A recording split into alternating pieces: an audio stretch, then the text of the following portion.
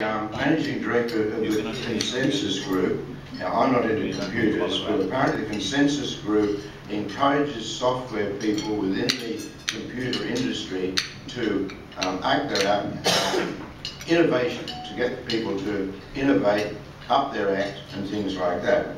They are having, and you'll tell us about this, they present awards, the Consensus Group, awards for excellence within the software computer world. For instance, the Consensus Award for Software, an award for green technology, and an award for innovation, and various matters like that. But that isn't the only thing he does, and as a lawyer I have a bit of difficulty with this.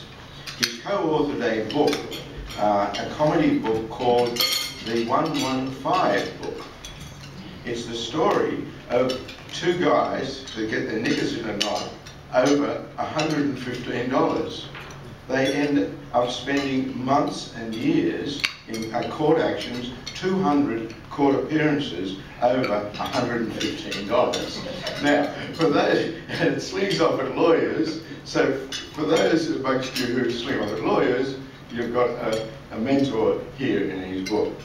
The other thing that he's involved with, I think, is, I've never heard of this. It's something called the Waterside Challenge. Now, he's done a lot of walking around the coastlines of Australia, and the Waterside Challenge, in a month or two's time, is charity groups are going to travel all the way around Australia, right, in 48 hours, various charity groups. Some of them are going to kayak, some of them walking, some of them are jogging and running, some of them are sailing, but he'll tell us about that. He's a very interesting guy, so I give you Julian.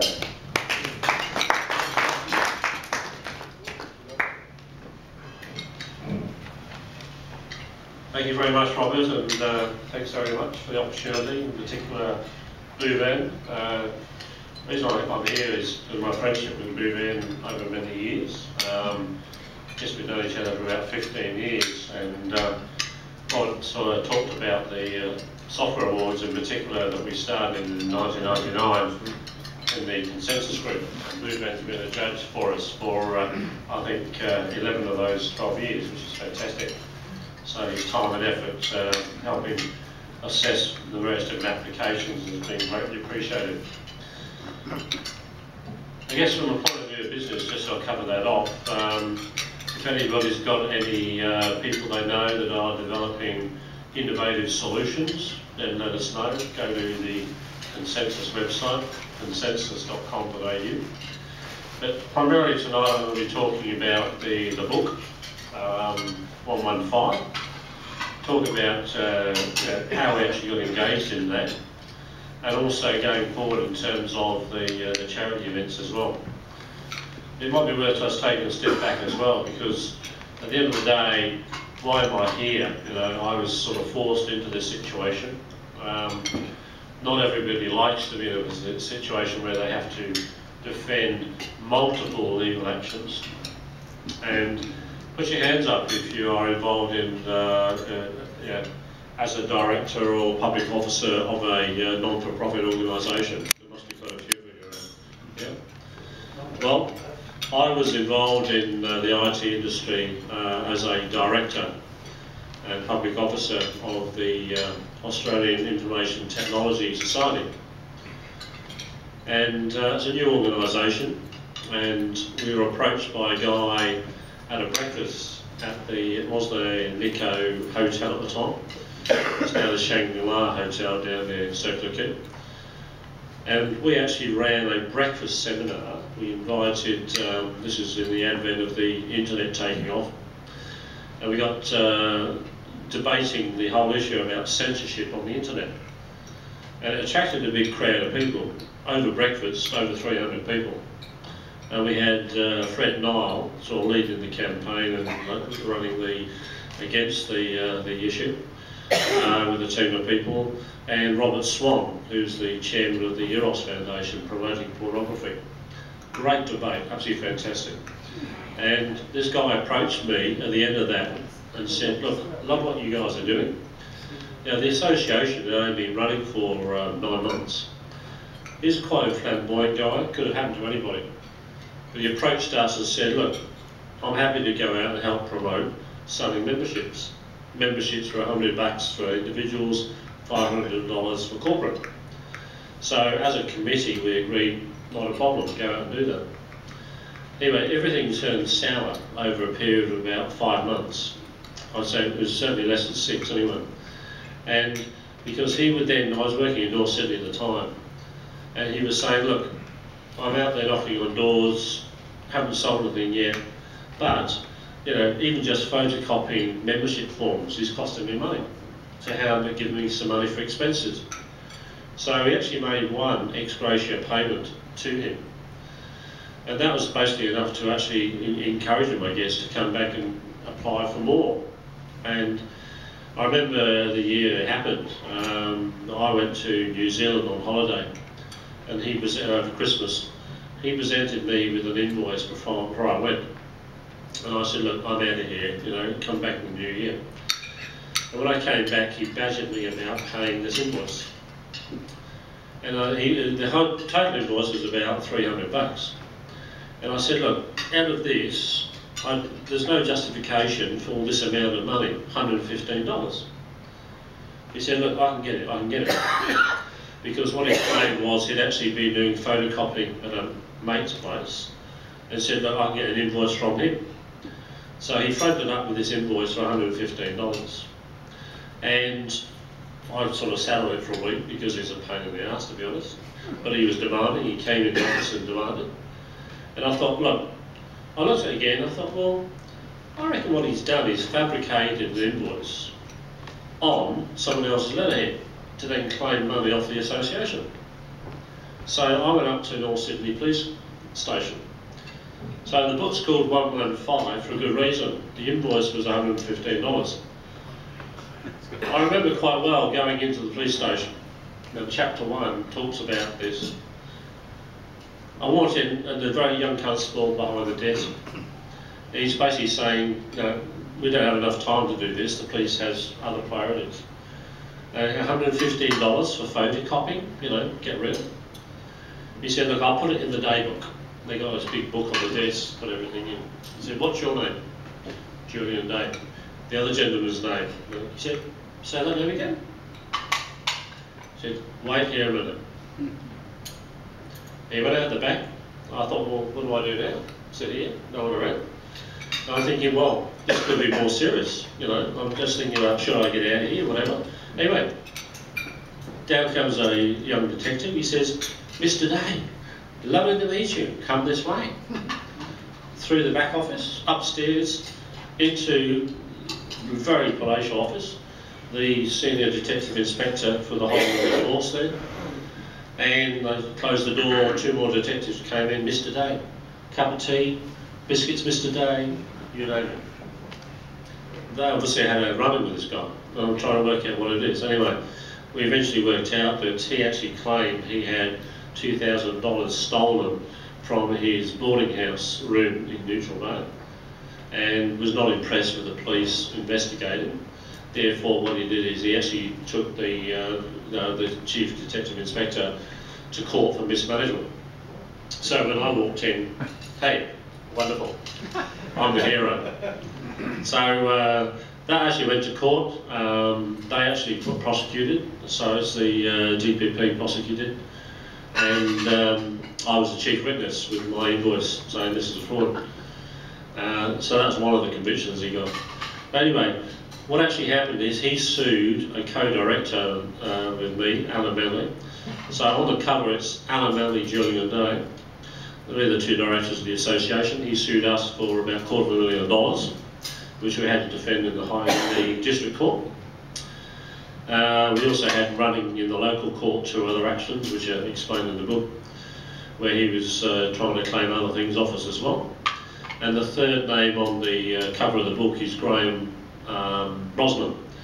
Now, Graham's a ghostwriter, and when Alan and I thought, well, let's write our story, and like this is closure for us, to actually encapsulate what we endured over the 11 years and 200 court appearances, Graham very quickly said, the best thing is, I'll interview you guys separately, because if we're going to put a book together, we want to put in the book over the period of time what your thoughts were, individual thoughts, not having you both in the same room and one dictate, whatever. So it's a real good sort of levelling. We've had quite a few reviews about the book. We've got a barrister on the website. You've got the card in front of you. Go to the website. There's 3 reviews on there, one in the Fen Review, one by the barrister, and one from a guy called Jonah Nader. And Jonah's been a very good friend of mine for many, many years. And he was involved when we started the association, so he was there when it happened. And he's since gone on to publish more than 10 books, and is a very accomplished writer in his own right. So he's actually critiqued the book from a writer's perspective, and he talks about the turn of phrase. So Graham Brosnan, helping us put this together, has done a great job. It's a great read. People say when they pick it up and read it, they can't put it down. It does actually criticise the legal system, the fact that a vexatious litigant, which the gentleman was, can actually keep on going back and actually appealing against everything. So the district court matter was appealed, we won it, and we got our costs, but we never got the money. Therefore we took him through the bankruptcy court, so that's another action that happened.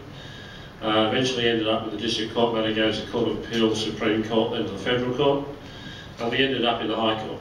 So after the district court matter, and we were represented in the district court matter, cost to us of about 44k once they've been taxed. Again, we never had any money out of that, and all the time lost and weekends working, things like that. At the end of the day, we went to the High Court and we represented ourselves. So if you look at the 11 years or so, the first 3 years in the district court matter, we were represented, but outside of that, we did everything else ourselves. So people have actually said we should sort of get honorary degrees or whatever in the legal profession, which makes sense, because we know it fairly thoroughly from a ground floor point of view.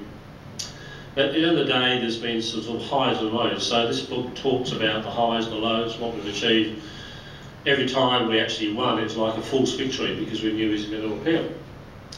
And Alan tells a story about driving home, and he'd know that there'd be another gold envelope in the letterbox, an appeal. And that happened umpteen times. But at the end of the day, we won.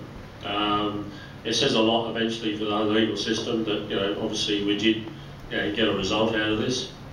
But if you look at the amount of time and effort that went into it, we lost probably as many as in the years, 100 weekends we worked it out.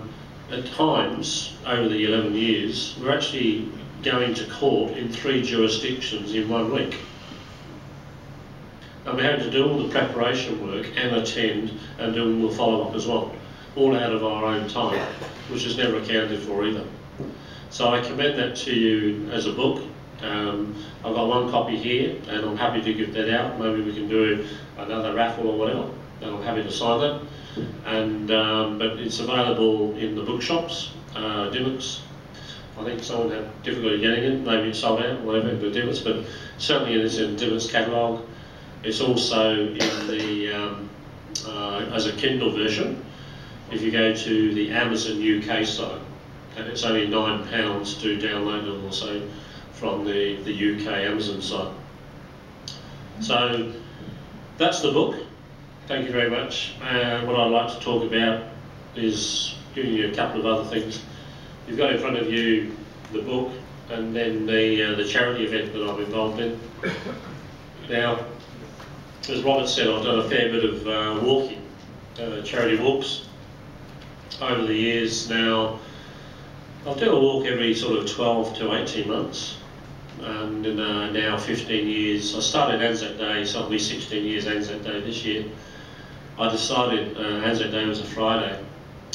Normally go as a scout over many years to the, I call it the Dawn Patrol, but the Cenotaph and Drummoyne, next to the council offices in Marble Street, so we may know it. And then you parade down to the RSL, unfortunately it's now closed. And by 9 o'clock you probably had 3 or 4 schooners, and they go off and have a barbecue, whatever. But I thought, no, it's a Friday, I want to do something different. So I had my backpack already at home, and after a couple of beers I said, "See you guys, I'm out of here." They said, "Where are you off to?" I said, "I'm walking down to Wollongong." "What? You're walking down to Wollongong?" "Yep." So on the Friday, Saturday I got into Wollongong on the Sunday lunchtime. I walked down to Wollongong, and that sort of gave me impetus to then do other walks. So since then I then walk from Wollongong down to Jarvis Bay, following as close as I can the beach, the water, close to the edge. You have to do a lot of work. Obviously with my scouting knowledge, you have to look at the big map, talk to local rangers or council to work out whether you can get on the beach, we can get off the beach at the other end, around the cliffs at low tide, whatever. So you have to do a lot of planning. I've had over the years now over 20 lifts from surf life saving clubs in their rubber duckies or volunteer coastal rescue.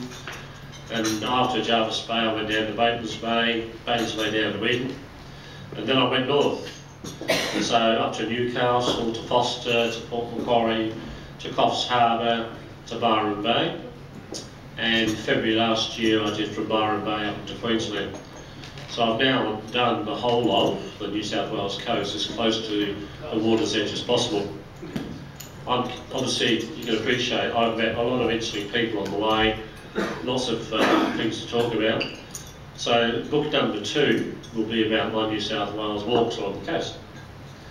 And I approached my local Member of Parliament, State Member, John Sidoni, about a month ago, and I said, "John, this book will be about New South Wales coast. I'd love to launch it at New South Wales Parliament House." He said, "Julian, absolutely, I'll do it for you."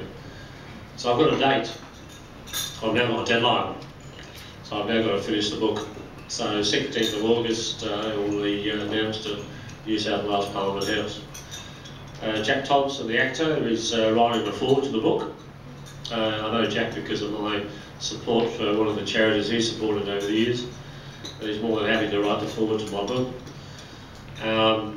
Charlie Lynn, most of you know, Dakota Trail, and he's in New South Wales Parliament as well, will be there. He's going to get Barry O'Farrell there as well, so it should be a good occasion. Now what came out of this is, on the last walk I did prior to Byron Bay into Queensland, was the Coffs Harbour to Byron Bay one. People were saying, "Well, Julian, you've now nearly done the whole of the New South Wales coast. Are you going to continue around Australia?" Well, yeah, I'll keep going a little bit, yeah. But it got me thinking about the whole of Australia. And as Robert introduced, the big event that's going to happen later this year, it's called Waterline Challenge, will actually be encouraging the whole of Australia in one weekend, 48 hours, from lunchtime on Friday the 5th of October to 12 noon on Sunday the 7th of October, to walk, cycle, canoe, whatever they want to do, sail, windsurf, whatever, as much of Australia's waterline as is possible. So the whole of the coast, the whole of Australia, all the rivers. There's a picture over there of in Echuca on the Murray River. We've already got somebody in Mildura who's going to cover that space for us, to organise people in that space. We've got the Mayor of Dubbo putting his hand up to actually say, "No, I'm happy to get the whole of Dubbo involved," because there's a river that runs through there. So it's not just the coast, it's inland as well. We're at that, there is waterline. And we reckon we'll have over 200,000 people doing this. Not bad, because if you think about what 60,000 people participate in City to Surf. So nationally we should be able to do 200,000 quite easily. Each to raise a minimum of $200. And the money goes to the charity of choice of the participants. Here's a great opportunity for Rotary Club to get involved and support your own charities. So it's not like an Oxfam walk where all the money goes to Oxfam. This is an umbrella event where each individual group gets together, walk from A to B, B to C, or D back to A, whatever they want to do, or sail or canoe, whatever. They choose the distance they want to do, but minimum $200 per person. So potentially over $40 million raised in one weekend going to multiple charities. About a year ago we said, well, why don't we do a test event? So the other thing that you have on your table is first wave. That only happens in 3 weeks' time. Surprisingly, it's in the area that I live, the inner west. I've got good buy-in from the local councils, Canada Bay Council, Leichhardt Council, Ashfield Council. On Monday, 2 days ago, I gave an evening presentation to Balmain Rotary Club, Drummoyne Rotary Club on board, as is Five Dock and Haverfield clubs. So Rotary clubs are supporting it locally. Communities, the local groups supporting it as well. We've got local sponsors involved as well. So it is an event. We've already got people definitely walking, running, cycling, canoeing and sailing. Drummoyne Sailing Club is putting on a special race on that Sunday just around the Balmain Peninsula and back. So, you know, we're actually doing all 5 just as a test event, which would be fantastic. If you like, if people want to see, I've actually got the map here of the waterline we're doing. And if you can picture White Bay, the end of Anzac Bridge, the route goes around Balmain Peninsula, into Iron Cove, around Drummoyne, under Glazewell Bridge, and then all the bays up to Rhodes. So that's actually 35 kilometres, and some are saying they'll cycle it all. A few triathletes are saying they're going to run the whole thing. But again, you can start and finish wherever you like. We've got 25 different waymarks on the map where you can actually start and finish, so you can choose the distance. So this is an example of the way that we'll run the regions around Australia.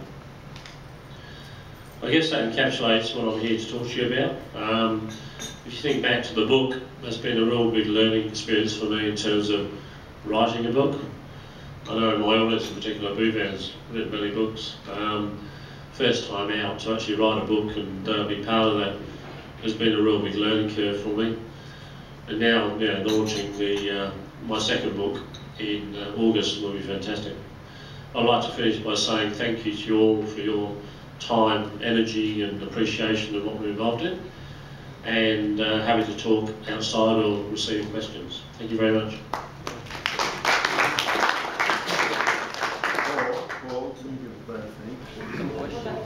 Questions? Sorry, questions. Am I getting lost?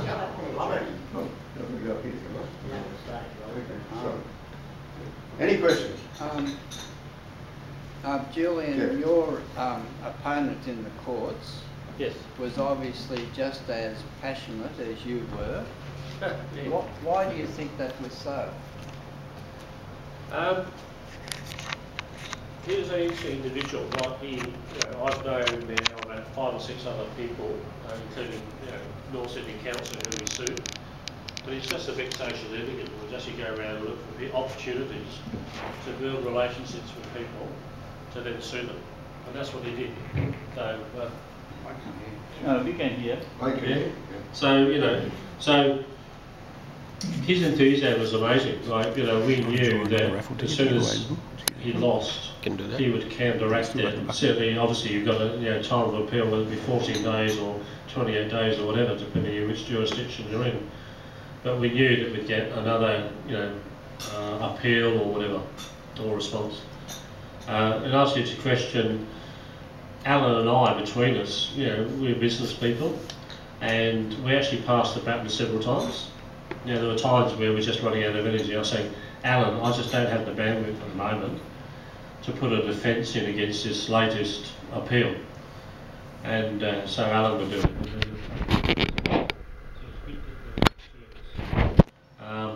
But the enthusiasm waned after many months, and we had to endure that for years. Yeah. What sort of insurance did you have in the association, and did it help at all in beginning your? That's a good question. It's a company, it's an association limited by guarantee, and their exposure, but quite reduced. But at the end of the day, it proved the fact that anybody could actually sue a director for any amount, irrespective of what that says under the Constitution. But did you have insurance to cover it? The answer is we didn't. So that's, I guess going back and saying what would we do different, we would obviously make sure we did. Yeah. Good question. Thanks, David. Yeah. Russell?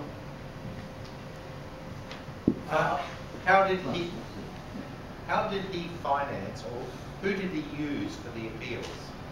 No, he did everything himself. And at the end of the day, you know, we found out in the Supreme Court one day, we were actually asking the questions about, well, who's paying for his filing fees? And I saw a terminal in the registry which is still logged on, somebody's account. So the normal public wouldn't normally have that. And I got on there as Alan was lodging a document, and it showed that all these fees have been waived. So we actually questioned that, and one of the chapters in the book is actually us taking the Supreme Court saying you're standing behind a bankrupt, because at that time we'd actually made them bankrupt as well, because they're actually, you know, paying for his filing fees. So no, he did everything himself. No one was behind him whatsoever. Yeah. So did you self-publish, or did you have a non-publisher? Yeah, the guy that wrote the book with us, Graham Brosnan, that's AKA Publishing. So he has his own publishing company. Yeah, so he actually did the publishing. Yeah, my question was, the amount involved was $115, was it? Yeah, we essentially, like Graham Brosnan suggested we call it something different, right? You know, Yeah. we came up with why we hate the legal system or whatever. But 115, there aren't many publications that are numbers. Yeah. So that's why he came up with that. The purpose of my question was, a small amount like that would go through a small claims court. Yes. I mean, you could sort of say this is a frivolous activity, obviously. Absolutely. On both parties, and wasting court's time. I mean, why did it go to court in the first place? Was it because the police brought the action? It was because the police brought the action at the end of the day. Because normally that wouldn't have gone. Yeah, absolutely, 100%. Yeah. But the other thing is, at the same time, in parallel to that, he's suing us for $250,000. Oh, okay. So you had a separate. All right. So we've changed the actual, you know, the times of events slightly in the book. Yeah. And we open with 115. Why we actually created the book. Yeah. But he'd already started an action against us for $250,000. Oh, okay. Yeah. So I'm peed off with the guy, number one. Yeah. So I'm thinking, I'll question this and go to the local court. Yeah. So that ended up with that. You know, when you know, there's so much in the book. Like when we served him with the bankruptcy notice, he was working out of a small office in St Leonard's, which is just 2 stories high, and there's no lift or anything. There's just a stairwell. And we phoned from outside just to check that he was there, and just spoke to the receptionist and said, "Oh, Mr. Gould there." Oh, Mr. Glendon. And anyway, they said, "Yes, he is." I put the phone down, and then we went into the building with our bankruptcy notice. Well, obviously the receptionist told him, but we just had a phone call held up. So he knew. And we actually met him halfway down the stairwell. And he launched into Alan. Bang, bang, bang. You know? Ended up just going, you know, he actually got a assault conviction for that. And we're just there to serve a bankruptcy notice. Yeah? And that's all entwined in this. Yeah? Where is he now? A good question, because yeah, it's a very good question, because obviously we wanted to know if he was around when we launched the book in August last year. But prior to that, everything ended in around the end of 2007, early 2008. And he used to have a very good website in the IT space, very well organised, links all over the place, everything current. But since that time, nothing's been updated. So that would indicate he's not around.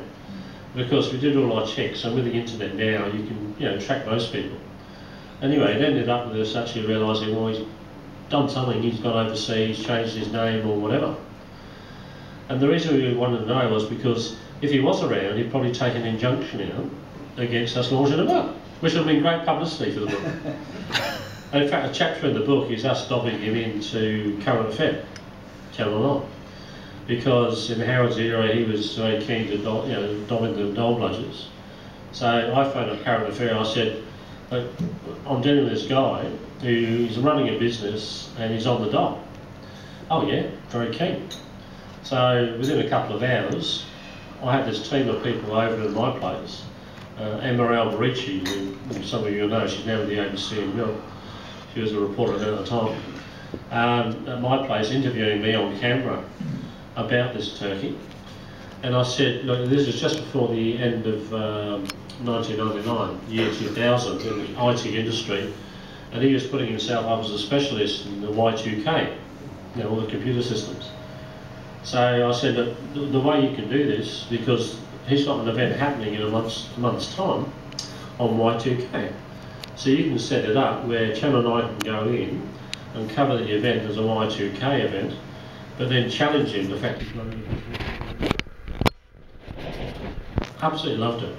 So I was capturing the book about that, and yeah, so it was on TV, people actually giving him checks when they arrived, paying him money, and then Emma Alberici had a one-on-one with him afterwards and interviewed him and said, oh look, Mr. Gould, the real reason we're here is the fact you're running a business and you're on the dole.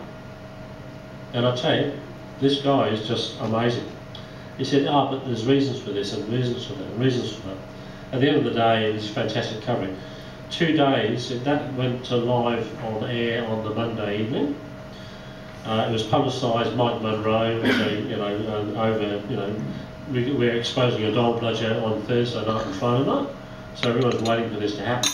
He went to court over the weekend to try and get an injunction for it going to air, to not go to air on the Monday.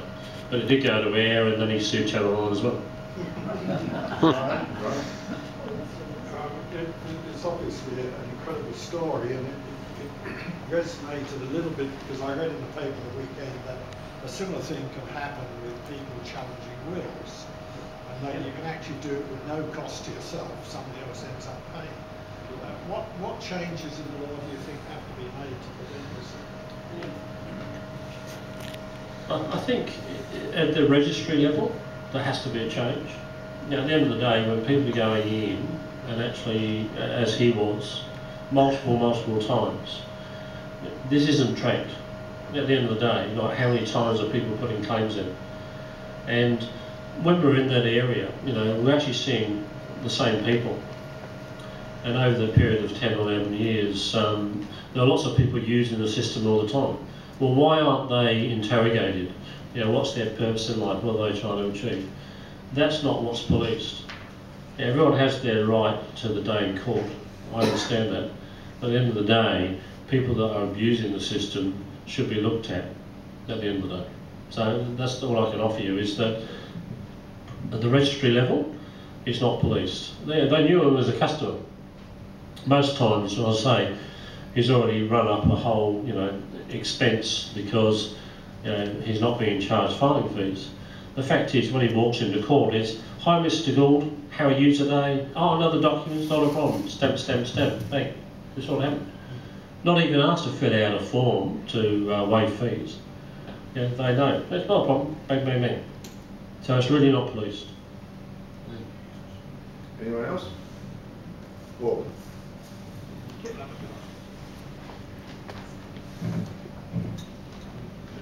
Julian.